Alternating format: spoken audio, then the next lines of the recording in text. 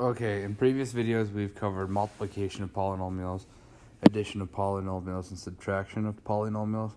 Now we're going to start tackling division of polynomials. And one way I'm going to show you here is called polynomial long division. I don't know what way you studied division when you were, say, in elementary school or whatever, but this is kind of the analogy that I used when I was in elementary. So if I had 728 as a fraction over 3, what I want to divide by goes on the outside of this box looking thing.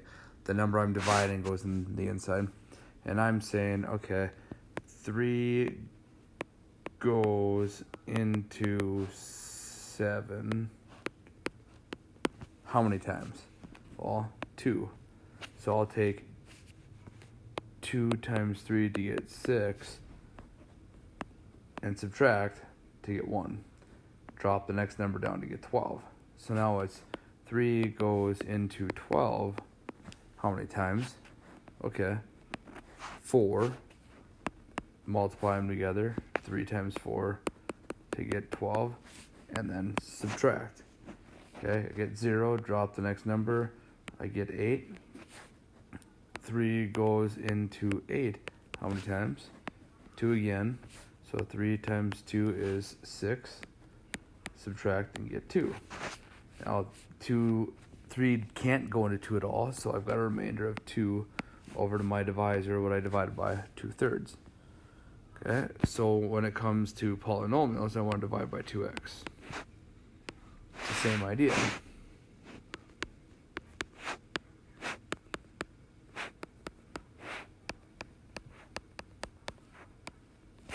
Let's see if I got enough room here. So 2x goes into 10x to the third.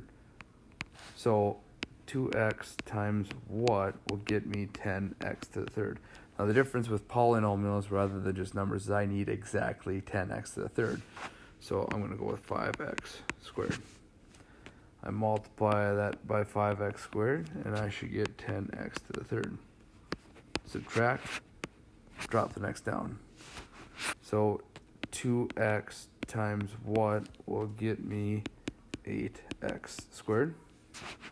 Well, a plus 4x.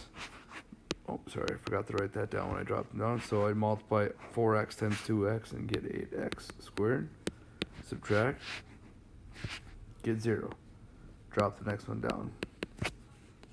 Okay, so 2x times what will get me negative 7x? Okay, well, if you're not quite sure, just solve this for that question mark. So that something would be negative 7 halves.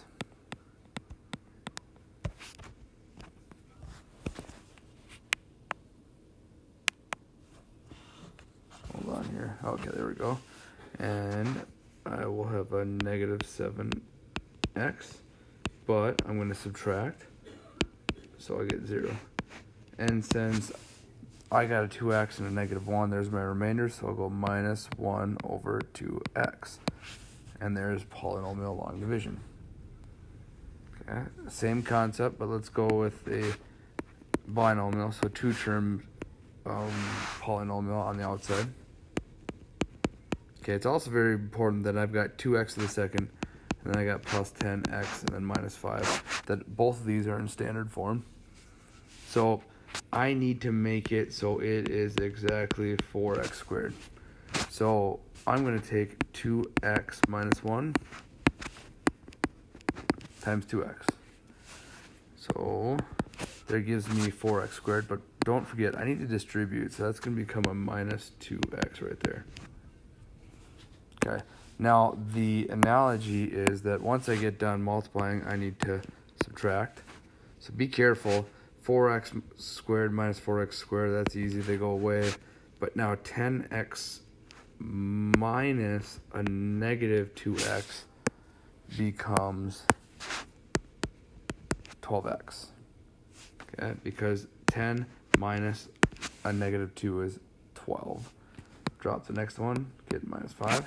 Okay, I need to match 12x, so 2x minus 1. Let's see, what would I multiply 2x to get 12? I'm going to multiply that by 6. So plus 6. So distribute again. I'll get that 12x I need, and then I'll get a minus 6. Okay, again, we have to subtract next. It's part of the analogy, the process. Okay, we do again and again and again. So those will go to 0, and that will become a plus. Okay, so I have a remainder of 1. And by the way, my remainder is always the sign. Here is the operation that goes there. And it's always over what I divided by. And I divided by a 2x minus 1. Okay. Let's try this one more time. And the difference that I've got here is that my 2x minus 1, this 4x to the third, there is no x squared, so I'm going to put a 0x squared just to kind of hold that spot.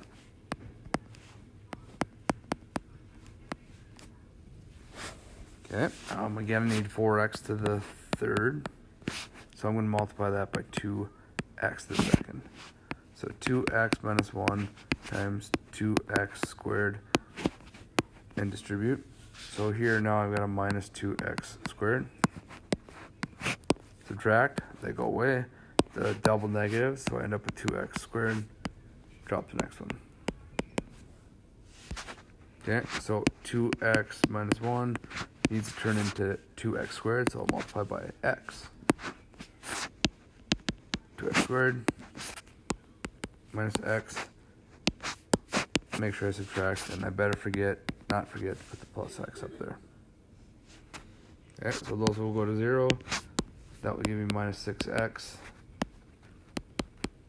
Drop the next one.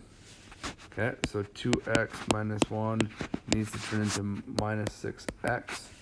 So I need to multiply by a negative 3. So plus 3. But we're going to subtract. So that will become addition. They'll go to 0. That will become minus. I'll get a 5. So there's my number. There's no more x in it. So plus, because it's a plus right there. And then 5 divided by whatever I was dividing by 2x minus 1. And there is my polynomial long division. Again, the better you understand how to multiply with numbers like this, the better it's going to be with polynomial long division. The big thing also is to keep everything organized and keep those signs straight as well.